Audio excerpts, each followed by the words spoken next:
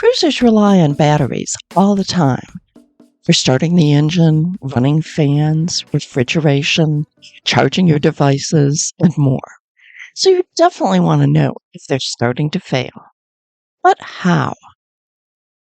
Hi there, I'm Carolyn Sherlock, and on this episode of the Boat Galley Podcast, I'll share a nifty device that, while not foolproof, is a helpful tool for evaluating the health of your battery bank.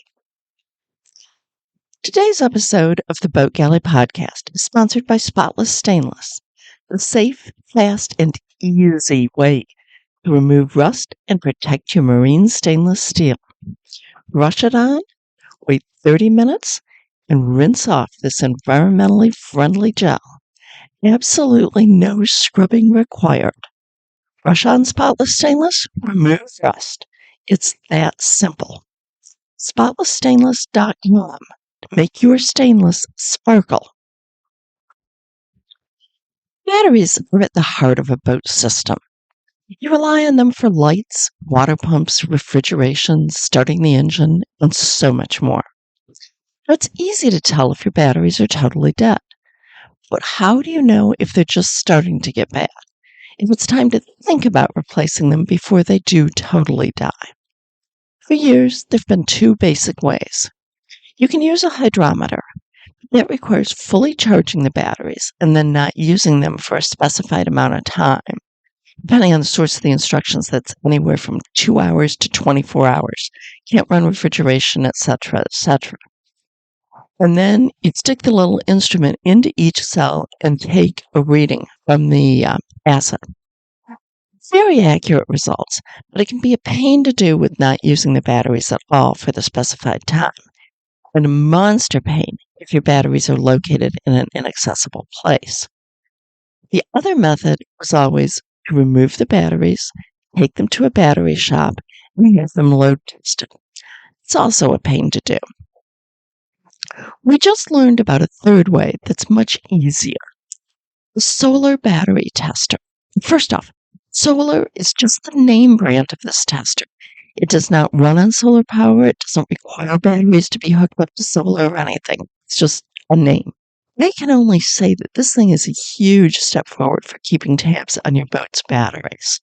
It can be used with 12-volt conventional lead-acid batteries, AGMs, spiral-wound AGMs, and gel cells. It is not for lithiums.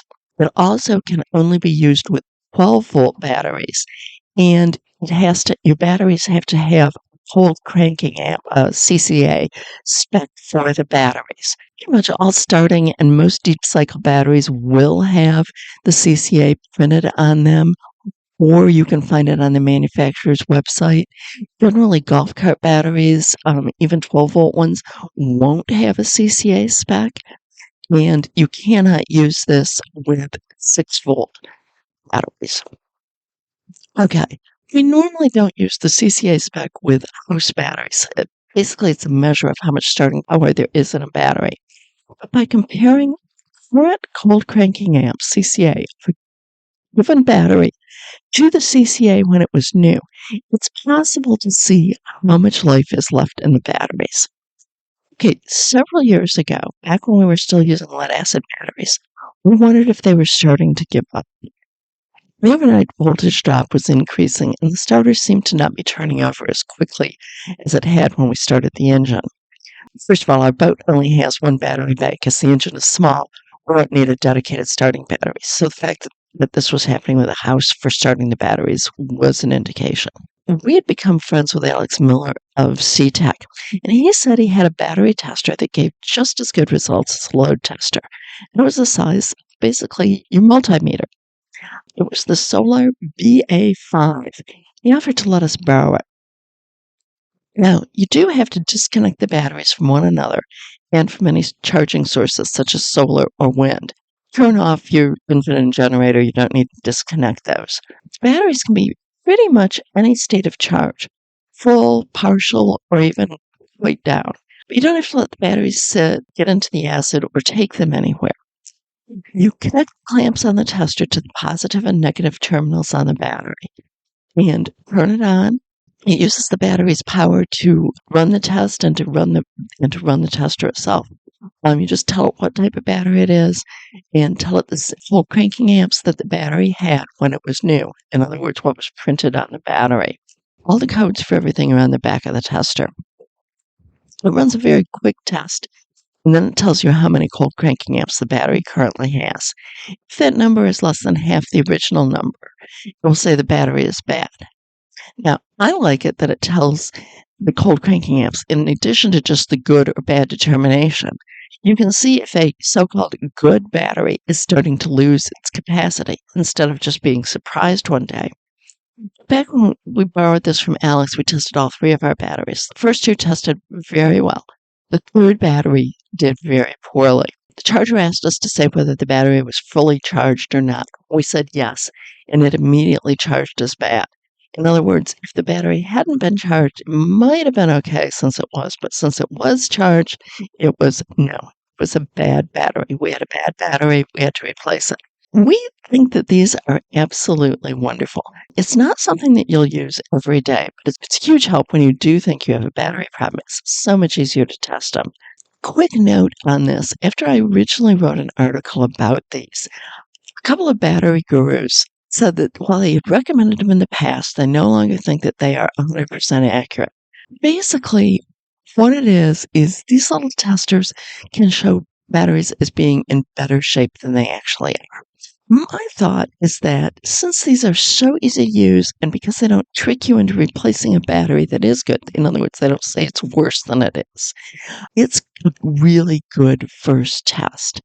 It is possible it will give a false good rating.